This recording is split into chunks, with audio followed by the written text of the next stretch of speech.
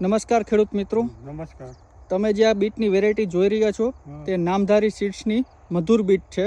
તો આપણે ખેડૂતારે વાતચીત કરશું કે આ બીટ એને લગાવ્યું છે, કેટલું લગાવ્યું છે અને શું રિઝલ્ટ મળેલું છે. ખેડૂતનું નામ છે વિઠ્ઠલભાઈ સરવૈયા. આ ગામ છે કાળીપાટ, ત્રંબા અને રાજકોટની વચ્ચે. નમસ્કાર વિઠ્ઠલભાઈ. નમસ્કાર. તમે નામધારી સીડ્સનું મધુર બીટ લગાવ્યું છે, તો તમારો અનુભવ કહેજો. બહુ સારું હોય. તમે કેટલા વીઘાનું વાવેતર કરેલું છે? 2-3 વીઘાનું વાવેતર. બરોબર. અને કેટલું સીડ લીધેલું છે તમે? લીધું તો 5 કિલો, પણ આગલા વરસાદ માથે બહુ પીડ્યો ને એટલે ઉગવું થોડુંક પારવું. બરોબર. એટલે પછી પાડી નાખ્યું. બરોબર. પાછું નવેસરથી વાયું.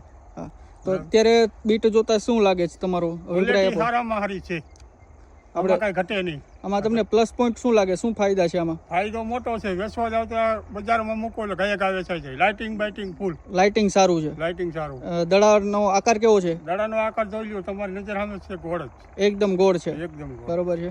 અને બીજા બીટમાં આપણે આ રૂવાટીનો પ્રશ્ન આવે છે, તંતુ મૂળનો, એ આમાં પ્રશ્ન કેવો છે? એ નથી, આ નજર સામે છે. બરોબર.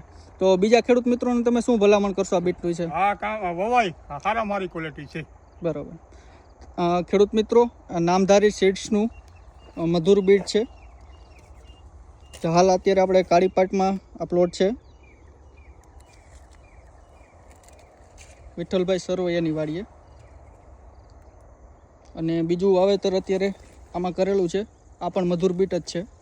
તો ખેડૂત મિત્રો, બીટની ખેતીમાં અચૂક એકવાર નામધારી સીડ્સનું મધુર બીટનું વાવેતર કરવું.